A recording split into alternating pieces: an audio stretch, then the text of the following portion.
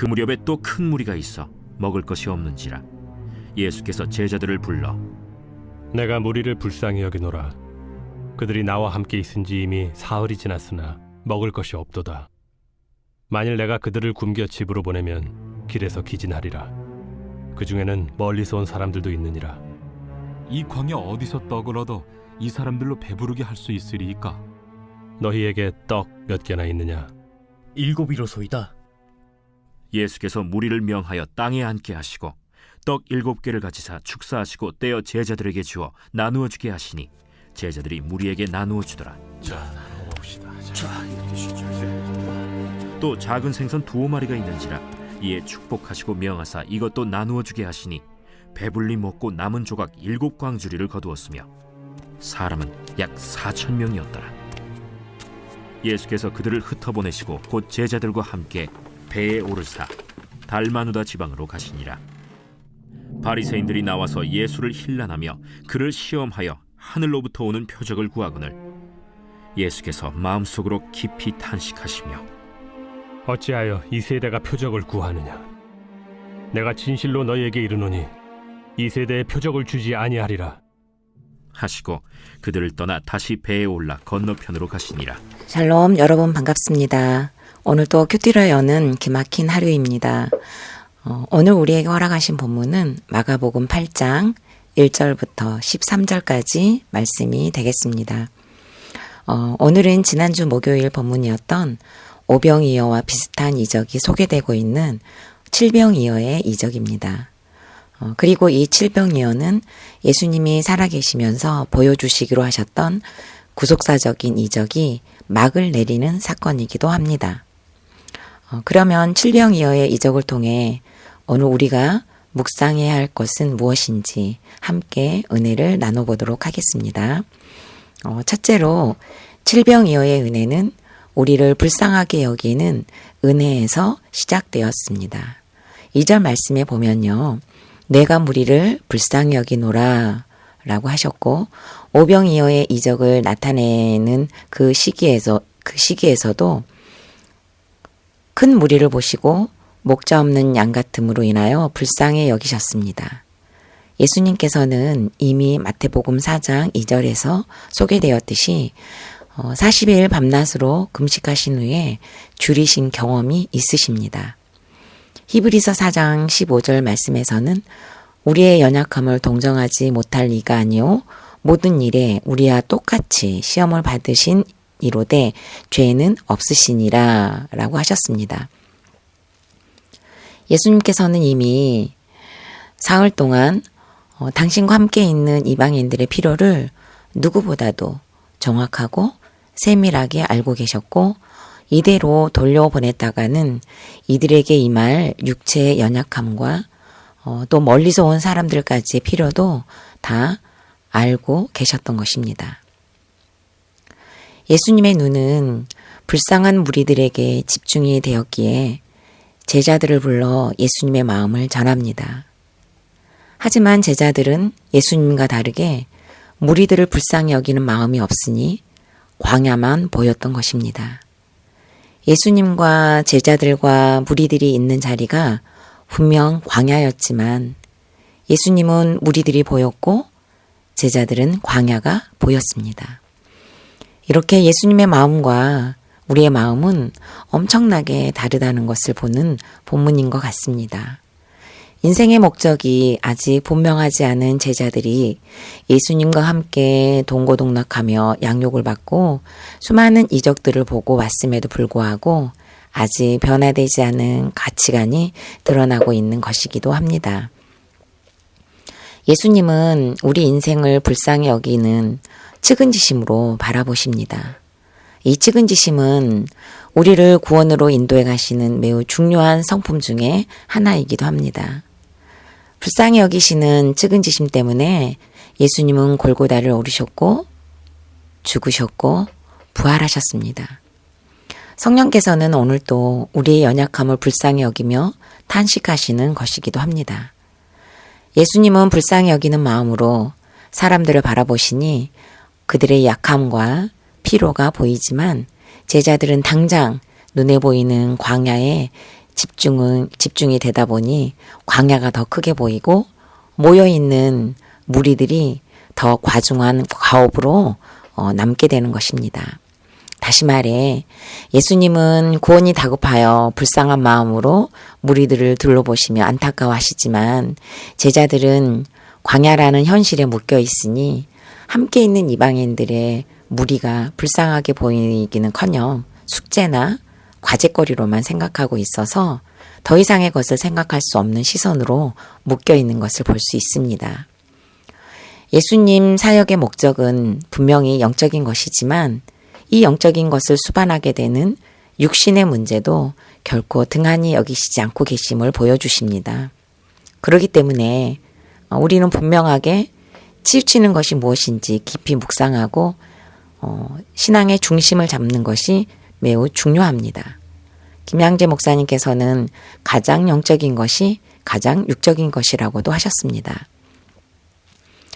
예수님께서는 지금 광야에서 사흘 동안 함께 지내고 있는 이들을 불쌍히 여기시는 것처럼 인생의 광야에서 예수님과 함께 있으나 줄여서 기진할 것 같은 우리의 사정을 깊이 살피시고 불쌍히 여기십니다.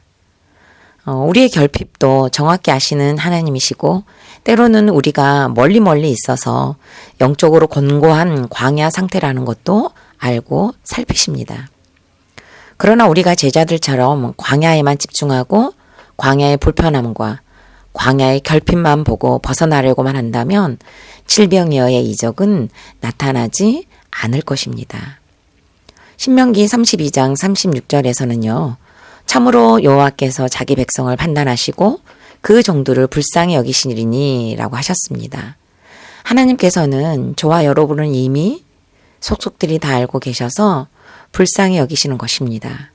그러기에 오늘 본문에서는 예수님께서 자기 백성을 판단하시는 것처럼 적어도 4,000명이나 되는 무리들의 상태를 아시고 불쌍히 여기셔서 너희에게 떡 몇 개나 있느냐고 물으십니다. 예배 시간에 많은 사람들이 한자리에 모여 앉아 예배를 드릴 때 예수 그리스도의 생명의 떡을 먹는 사람이 모두가 된다면 다시 말해 모든 성도가 다 함께 은혜를 충만히 받는다면 얼마나 좋겠습니까? 하지만 4,000명이나 되는 무리 중에서 떡이 7이로소이다 라는 것처럼 극히 소수가 은혜를 받는 것 같습니다. 담임 목사님께서도 예배 시간마다 말씀이 들리는 그 한 사람을 위해서 설교를 하신다고 하셨습니다. 그리고 예배 시간에 기도를 하시는 집사님들 역시 간절하게 말씀이 들리는 그 한 사람이 되게 해달라고 기도를 하십니다. 많은 무리가 있지만 생명의 떡을 가진 자들이 극히 소수에 불과한 지금 우리의 환경을 예수님께서는 불쌍히 여기십니다. 지금 이 순간에도 저와 여러분에게 떡이 몇 개 있는지 불쌍히 여기시며 물으시는 예수님의 음성을 듣는 것 같습니다. 오늘 예수님께서는 본문의 말씀을 통해 저에게도 너에게 나는 있느냐? 어느 곳에 내가 있느냐라고 물으시는 것 같습니다. 잠언 14장 21절 말씀에서는요.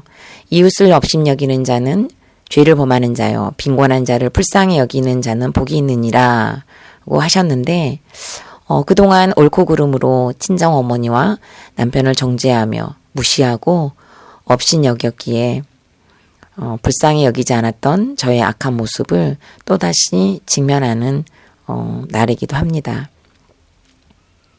2020년에 친정어머니와 나눔을 하던 중에요.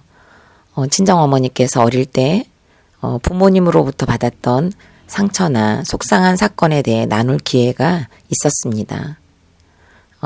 친정어머니는 3남 3녀의 막내딸이셨고 동생으로 외삼촌 한 분이 계셨습니다. 큰 외삼촌과 나이 차이가 많이 나고 또 일찍 결혼을 하셨는데요. 친정어머니와 그 외숙모께서 나이가 비슷하셨습니다. 장날이 되면 외할아버지께서 까만 봉지에 무엇인가를 사가지고 들어오셨는데요. 막내딸인 자기한테 들키지 않으려고 뒷짐을 져가면서 뒷걸음질까지 쳐서 숨기고 몰래 며느리만 불러서 맛있는 것을 사다 주었다고 합니다. 그 광경을 지켜보면서 어머니께서는 굉장히 많이 그때도 속상하고 눈물이 나왔다고 하시면서 그 말씀을 하시는 그 시간에도 그게 서운하셔서 눈물을 흘리셨습니다. 그렇게 되기까지 얼마나 많은 사랑의 결핍이 있었겠습니까? 그것이 쌓이고 쌓여 상처가 되고 결국 딸에게 더 이상의 사랑을 줄 수 없는 빈곤한 삶이셨는데 저는 그런 어머니를 공감해주기 싫어하고 원망하면서 품어주지 못했습니다. 남편 역시 스스로 생활을 하기에도 그러기에 가장도 되기 힘들고 남편의 자리도 버겁기만 하여 빈곤할 수밖에 없던 모습을 제가 불쌍히 여기지 못하고 돕지 못한 죄를 회개를 이루면서 여전히 지금도 무기력하게 누워있는 남편의 꼴을 보는 적용을 하고 있습니다. 불쌍히 여기는 마음으로 큐티할 것을 권하고 또 그러다 보니 요즘에는 남편의 모습을 보아도 너무 감사한 것은 마음이 요동은 조금씩 치지만 그래도 침노당하지 않는 기적 같은 오늘을 살게 하시는 은혜를 맛보는 중입니다. 지난 목요일에는요, 군에 갔던 아들이 제대하고 가정으로 돌아왔습니다. 고등학교도 기숙사 생활을 하고 직장 생활에 이어 군복무를 마치니 6년 만에 사실 집으로 돌아온 셈이었습니다. 온 가족이 식사를 하는 중에 지난 이야기들을 하며 깔깔거리다가 식사를 마치고 반찬 한 가지가 조금 남았기에 좀 버리기에는 좀 아깝더라고요. 그래서 남편에게 먹으라고 했다가 아니다라는 생각이 들어서 먹기 싫으면 먹지 마세요 라고 했더니 아들이 엄마 목소리에 가스가 확 빠졌는데요 라고 했습니다. 성대묘사까지 해가면서 흉내를 내니 온 가족이 허탕하게 웃고 저는 웃다가 배에 힘이 빠져서 빈 그릇을 들고 주방에 주저앉기까지 했습니다. 저를 불쌍히 여기신 예수님께서 남편을 불쌍히 여기는 마음을 주셔서 저의 목소리에 가스가 확 빠져나간 부드러움으로 나오게 하시고 들리게 하시는 것이야말로 너희의 떡이 몇 개 있느냐? 라는 질문에 여기 있습니다 라고 말씀드릴 수 있는 것이 아닐까 깨닫게 됩니다. 질문해 보겠습니다. 여러분이 불쌍히 여겨야 할 가족은 누구입니까? 불쌍히 여기고 품어야 할 모군이 있나요? 나를 불쌍히 여기셔서 구원받게 하신 예수님의 그 사랑으로 덧입고 불쌍히 여겨야 할 배우자와 자녀와 부모 그리고 친구나 동료를 위해 오늘 그 꼴을 봐주고 받아내주는 하루가 되어지기를 소망합니다. 두 번째로 칠병이어의 은혜는 떡을 떼어 나누어 줄 때 임합니다. 예수님께서는 제자들에게 떡 7개가 있다는 것을 들으시고 무리들을 땅에 앉히십니다. 그리고 축사하시고 떼어 나누어 주게 하셨습니다. 생선 2마리도 있는 것을 아시고 다시 축복하시며 또 나누어 주게 하십니다. 여기 모인 많은 무리들은 이날 배불리 먹었고 남은 광주리가 7광주리라고 합니다. 코로나 팬데믹으로 인하여 교인들이 편안하게 무리지어 앉아 있던 때가 언제였나 싶을 정도로 추억이 깃든 시기를 보내고 있습니다. 얼굴과 얼굴을 대하여 볼 수 없는 현실과 떡을 떼어 나눠 준다는 것도 조심스러운 시기를 사실 우리가 살고 있지 않습니까? 그럼에도 불구하고 다양한 매체를 통해 우리가 예배의 무리를 지을 수 있는 여건도 마련되어 있다는 것은 정말 불행 중 다행이라 말하지 않을 수 없습니다. 예전 같으면 어떻게 온라인 예배를 상상이나 했겠습니까? 하지만 우리가 이 환경에 무리를 지어 온라인 예배로 앉아있는 시간이 길어지다 보면 떡을 떼어 나누어주는 기쁨으로 얻는 배부름을 얻기가 쉽지 않다는 것만은 사실일 것입니다. 그러기에 조심스럽게 교회에서도 무리를 짓기 전에 안주 준비를 위해 목자들이 먼저 은혜의 떡을 떼는 연습을 하기 시작했고, 교역자팀도 1대1 양육이 시작되었고, 저 역시도 이제 양육할 준비를 하고 있습니다. 떡을 떼어 나눠준다는 것은 직접적인 먹거리만을 말하는 것이 아닙니다. 요한복음 6장 48절에서는 내가 곧 생명의 떡이니라고 하셨습니다. 예수님은 생명의 떡입니다. 그래서 예수님께로 오는 자는 결코 줄이지 아니할 터이요 나를 믿는 자는 영원히 목마르지 않는다고 35절 말씀에서도 말씀하고 계십니다. 우리가 모여서 떡을 떼어 나눈다는 것은 내 삶의 역사하신 예수 그리스도를 나누는 것입니다. 내 고난 가운데 축복으로 임하신 예수님을 떼어 나누는 것이기 때문에 내 간증과 약재료를 반찬을 차리듯이 내어놓으면 이것이 바로 떡을 떼며 나누어주는 그 적용이 되는 것입니다.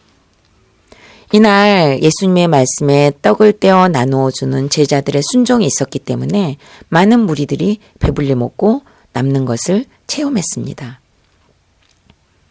이제 우리 안산중앙교회도 모이면 내 고난의 떡을 떼고 시련과 환난의 떡을 떼는 것이 많이 익숙해지고 있는 모습을 봅니다.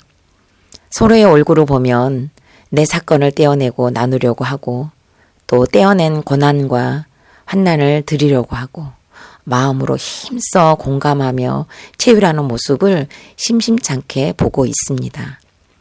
저 역시 이렇게 제 고난들을 떼어내는 시간들을 통해 오늘을 살고 있습니다.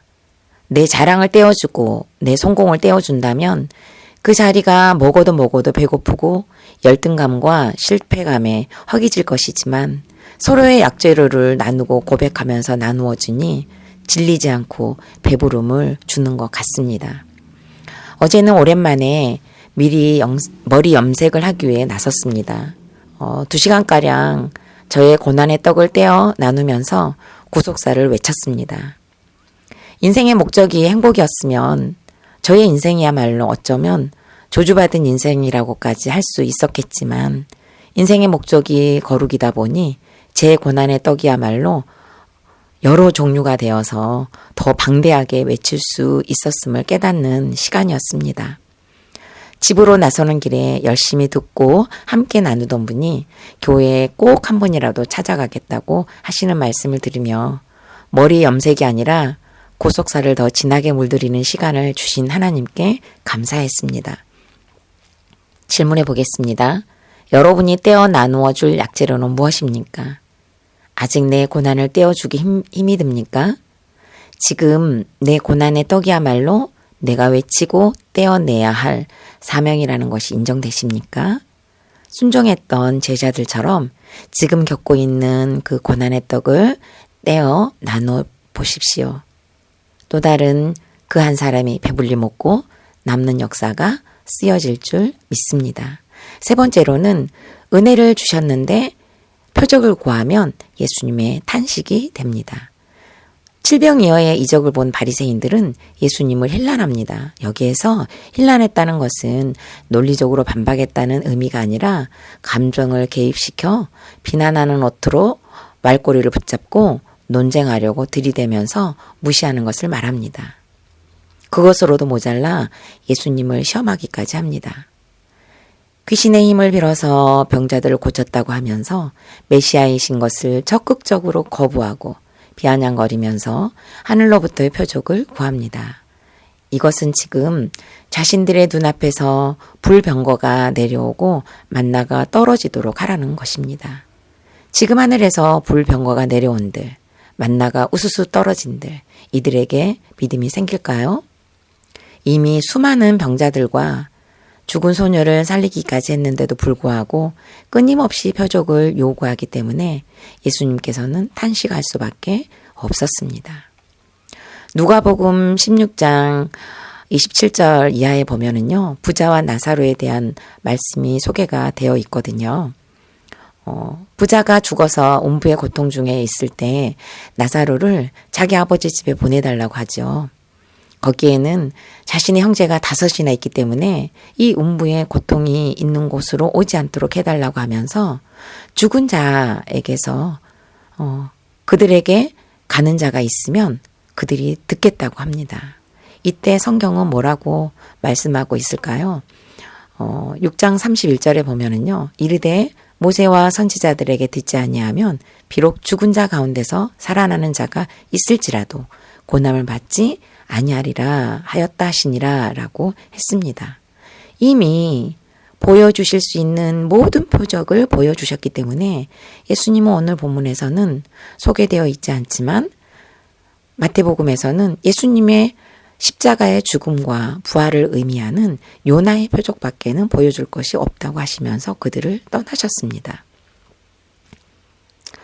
우리는 이제 해결이 아니라 해석을 구하며 날마다 말씀으로 묵상하고 공동체에 물으며 하루하루를 살아내고 있습니다. 해결을 구하는 것은 표적만을 구하는 것과 같을 것입니다. 우리 인생에서 해결이 있기는 할까요? 예수 그리스도만이 답인데 예수님이 없는 해결과 예수님이 없는 표적은 소금물을 마시는 그 갈증과 다를 바가 없을 것입니다. 질문해 보겠습니다. 여러분은 해석과 해결 중에 무엇을 원하십니까? 여러분은 표적을 구합니까? 은혜를 구합니까? 은혜를 얻기 위하여 내가 탄식해야 할 죄와 중독은 무엇입니까? 2월 22일 보석상자입니다. 힘든 환경과 싫은 사람을 버리고 떠나고 외면하는 것이 살 길이 아니라 그들을 품고 가는 것이 나도 살고 다른 사람도 살리는 구원의 길입니다. 아멘. 다 같이 기도드리겠습니다. 살아계신 하나님 감사합니다. 악하기만 한 저를 불쌍히 여기시고 옳고 그름과 정죄의 자리에서 회개를 이룰 수 있도록 은혜를 주셔서 감사드립니다. 불쌍히 여김으로 구원받은 자로서 긍휼히 여길 자를 긍휼히 여기고 불쌍히 여길 자를 불쌍히 여기는 마음을 부어 주시옵소서.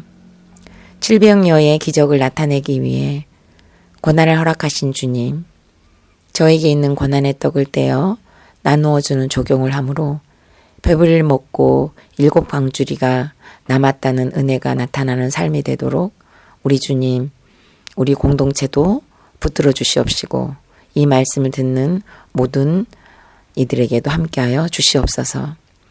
예수님을 탄식하게 하는 것이 아닌 구원을 위해 예수님의 마음으로 탄식할 줄 아는 애통한 마음도 주셔서 표적을 구하는 시대에 구원만을 드러내며 거룩을 향한 발걸음을 멈추지 않게 하여 주시옵소서. 예수님의 이름으로 기도드립니다. 아멘.